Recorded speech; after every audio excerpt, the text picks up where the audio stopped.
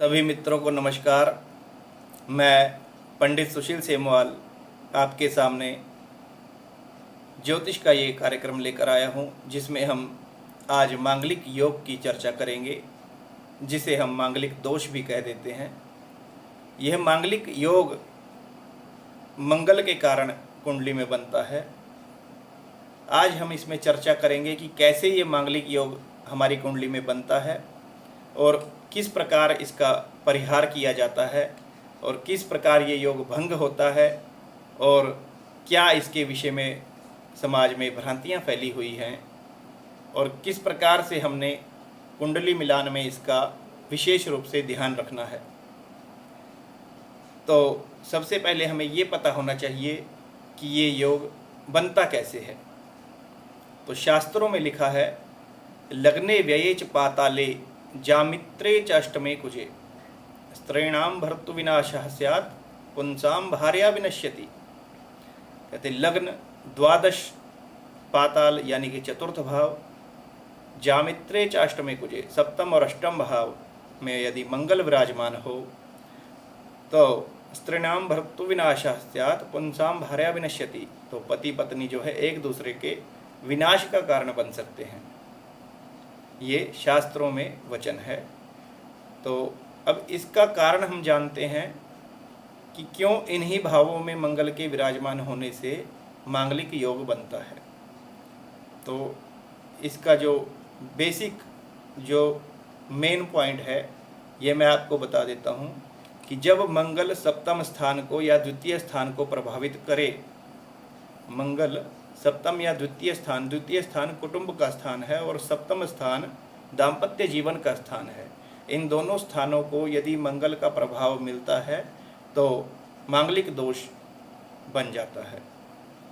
मंगल यदि पापाक्रांत होकर इन स्थानों को देखता है या फिर इनमें विराजमान हो जाता है तो ये मांगलिक दोष का निर्माण करता है। कई विद्वानों का इसमें मत देखने को मिलता है कि यदि मंगल के साथ शनि, मंगल के साथ राहु या मंगल के साथ केतु विराजमान हो जाए तो ये योग भंग हो जाता है, किंतु ऐसा संभव ही नहीं है। क्योंकि पाप युक्त होने से, पाप दृष्ट होने से, पापाक्रांत होने से ये ग्रह अपने प्रभाव को बढ़ा देगा, इसमें न्यूनता बिल्कुल नहीं आएगी। तो इसके विपरीत कई विद्वान मानते हैं कि चंद्रमा से या शुक्र से या बृहस्पति से अगर मंगल युक्त हो जाए, इनके साथ मंगल हो तो ये न्यूनता इसमें आ जाती है, किंतु ऐसा भी संभव नहीं है। इनकी दृष्टि होने से मांगलिक दोष कुछ हद तक न्यून हो सकता है, किंतु इसकी समाप्ति या इसका परिहार इनसे बिल्कुल भी संभव नहीं है। कुछ न्यूनता जो है इनकी दृष्टि से, शुभ ग्रहों की दृष्टि से इस योग में आ सकती है। कहीं कहीं ये भ्रांति पाई जाती है कि यदि शनि अष्टम और द्वादश स्थान में, अष्टम या द्वादश स्थान में शनि विराजमान हो तो इस योग की जो है समाप्ति हो जाती है, परंतु ऐसा भी संभव नहीं है, क्योंकि शनि स्वयं अष्टम और द्वादश भाव से कुटुंब स्थान पर पूर्ण दृष्टि रखते हैं और शनि कुटुंब स्थान पर दृष्टि रखेंगे तो कुटुंब स्थान का विनाश ही कर सकते हैं, वहाँ से मांगलिक दोष इससे भंग नहीं होता है। अब हम ये देखेंगे कि लग्न, द्वादश, चतुर्थ, सप्तम और अष्टम भाव से मांगलिक दोष किस प्रकार बनता है। जब लग्न में मंगल हो तो वो अपनी चतुर्थ दृष्टि से चतुर्थ भाव को देखता है जो कि सुख भाव है, और सप्तम दृष्टि से दाम्पत्य भाव को, सप्तम स्थान को देखता है, और अष्टम दृष्टि से आयु के भाव को, अष्टम भाव को देखता है, जिससे मांगलिक दोष का निर्माण होता है। यदि द्वादश भाव में हमारा मंगल विराजमान है तो द्वादश भाव से मंगल चतुर्थ दृष्टि से तृतीय भाव को देखेगा जो कि अष्टम से अष्टम भाव है। भावात भावम के नियम के अनुसार अष्टम से अष्टम भाव भी आयु भाव पूर्णतः माना जाता है। तो चतुर्थ दृष्टि से मंगल तृतीय भाव को देखेगा, सप्तम दृष्टि से मंगल छठे भाव को देखेगा और अष्टम दृष्टि से फिर दाम्पत्य भाव को, सप्तम स्थान को देखेगा, जिससे कि मांगलिक दोष का निर्माण हो जाता है। यदि मंगल चतुर्थ भाव में विराजमान है, चतुर्थ भाव का मंगल चतुर्थ दृष्टि से सप्तम भाव को देखेगा, जो कि दाम्पत्य जीवन का भाव है। सप्तम दृष्टि से दशम भाव को देखेगा, जो कि कर्म स्थान है, और अष्टम दृष्टि से आय स्थान को, जो कि एकादश भाव है, वहाँ पर मंगल की दृष्टि होगी, जो मांगलिक दोष का निर्माण करती है। मंगल सप्तम स्थान में विराजमान होते हैं, तो सप्तम स्थान से मंगल चतुर्थ दृष्टि से दशम भाव को, कर्म स्थान को देखेंगे। सप्तम दृष्टि से मंगल लग्न को, प्रथम भाव को देखेंगे, और अष्टम दृष्टि से मंगल कुटुंब भाव को द्वितीय स्थान में देखेंगे, जिससे मांगलिक दोष का निर्माण होता है। जब मंगल अष्टम भाव में विराजमान हो, तो अष्टम भाव से मंगल की चतुर्थ दृष्टि जो है एकादश भाव पर, जो कि आय का स्थान है, और सप्तम दृष्टि द्वितीय स्थान, जो कि कुटुंब स्थान है, और अष्टम दृष्टि फिर तृतीय स्थान पर, जो कि अष्टम से अष्टम कहा गया है। इन स्थानों पर दृष्टि होने से मांगलिक दोष का निर्माण होता है। तो ये कुछ कारण थे जिनसे मांगलिक दोष बनता है। अब हम बात करेंगे ये मांगलिक दोष भंग कैसे होता है। मांगलिक दोष के भंग होने के विषय में केवल दो ही अवस्थाएं हैं। जब मंगल सप्तम भाव में उच्च का हो, सप्तम भाव में उच्च का मंगल कर्क लग्न में होता है, कर्क लग्न में मकर का मंगल सप्तम भाव में विराजमान हो, तो उसका पाप प्रभाव खत्म हो जाता है और मंगल का दोष, मांगलिक दोष भंग हो जाता है।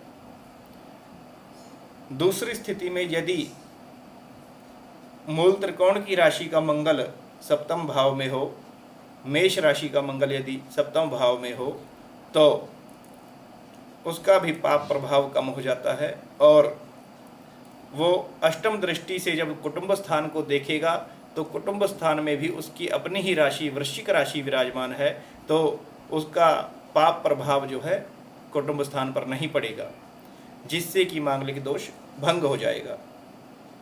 इन स्थितियों के अलावा चतुर्थ भाव का मंगल भी अल्प मंगल कहा गया है, किंतु मिलान के वक्त इसका जो है विचार अति आवश्यक है। चतुर्थ भाव में यदि स्वग्रही मंगल हो जाए तो वो और भी अल्प हो जाता है, किंतु फिर भी मिलान के वक्त उसका विचार करना बहुत आवश्यक है। दो स्थितियां तो हो गई जहां पर मंगल बिल्कुल भंग हो जाता है, और ये स्थिति है जहां पर मंगल अल्प हो जाता है। इसके अलावा वृष लगन में, वृक्ष लगन जिसको कहते हैं, टॉरस, इसमें भी यदि मंगल सप्तम में या द्वादश में आ जाता है तो कुछ हद तक इसमें अल्पता आ जाती है, क्योंकि वृष लगन में सप्तम का मंगल वृश्चिक का और द्वादश में मेष का होता है, और वो द्वादश स्थान से जब अष्टम दृष्टि से सप्तम स्थान को देखता है तो वहाँ पर उसकी अपनी राशि है, और सप्तम स्थान में वो वृश्चिक राशि का होकर जब अष्टम स्थान को देखता है तो अपने स्वग्रही होने के कारण वो पाप प्रभाव को कम कर देता है, जिसकी वजह से मांगलिक दोष कुछ हद तक अल्प हो जाता है। चतुर्थ भाव का तो सर्वथा ही अल्प माना गया है, किंतु फिर भी मिलान में विचारणीय है। ये बात हमने हमेशा याद रखनी है, क्योंकि मिलान करते वक्त बहुत ही सावधानी से ये देखना चाहिए कि कौन कौन से ग्रहों का मिलान सही हो रहा है।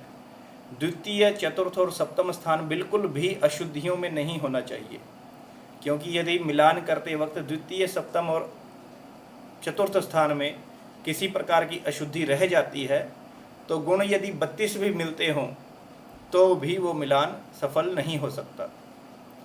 और यदि ग्रहों की पूर्ण रूप से शुद्धि है, ग्रह पूरी तरह से मिलते हैं, तो गुण यदि 16 भी मिलते हों तो मिलान जो है सफल हो सकता है, किंतु वो 16 गुण कौन कौन से दोषों से युक्त है और कौन सा दोष उन पर प्रभावी है, ये देखना भी बहुत ज़रूरी है। यहाँ पर विचारणीय बात ये है कि मांगलिक दोष के साथ कई बार सप्तम स्थान या सप्तमेश पृथकताजनक ग्रहों से भी पीड़ित हो जाता है। पृथकताजनक ग्रह जो हैं सूर्य, मंगल, राहु और शनि, इनको पृथकताजनक ग्रह कहा गया है। इन ग्रहों के युक्त होने से या इनकी दृष्टि होने से सप्तम स्थान या सप्तमेश पीड़ित कहा गया है और ये सेपरेशन का योग भी पैदा कर देता है, जिसका कुंडली मिलान के समय विचार करना अति आवश्यक है। यदि ज्योतिषी इसका विचार किए बिना केवल गुण देखकर 18 से ऊपर गुण देखकर मिलान कर देते हैं तो जीवन में अलगाव होने की समस्या पैदा हो सकती है और ये 100% जीवन में देखने को मिलता है। ये आप किसी की भी कुंडली में तथ्य लगाकर देख सकते हैं। ये तर्क संगत बात है कि ग्रहों की मैत्री, ग्रहों का मिलान होना अति आवश्यक है। उसके बाद ही दूसरे नंबर पर हम गुणों को देख सकते हैं, क्योंकि कंप्यूटर में जब मैचिंग के लिए डालेंगे तो वहाँ पर गुणों को देखते हुए और मांगलिक का मैच करते हुए कंप्यूटर लिख देता है कि यह मिलान उत्तम है। किंतु पृथकताजनक स्टार्स, सेपरेटेड स्टार्स का जो प्रभाव सप्तम स्थान और द्वितीय स्थान पर या सप्तमेश के ऊपर जो प्रभाव पड़ता है, उसकी वजह से जो सेपरेशन का योग बन जाता है, उसका खत्म होना अति आवश्यक है। उस योग के होने के कारण जीवन में समस्याएं आती हैं और व्यक्ति का ज्योतिष के ऊपर से विश्वास उठ जाता है। व्यक्ति सोचता है कि मिलान तो अच्छा था, किंतु ये समस्या कैसे उत्पन्न हो गई। ज्योतिषियों को इस संबंध में बहुत ही सावधानी बरतनी चाहिए। जो कोई इस विषय में अपना अनुभव बताना चाहता हो तो नीचे दिए गए नंबर पर संपर्क करें, और कोई विचार अपने बताना चाहता हो वो भी हमें संपर्क कर सकते हैं।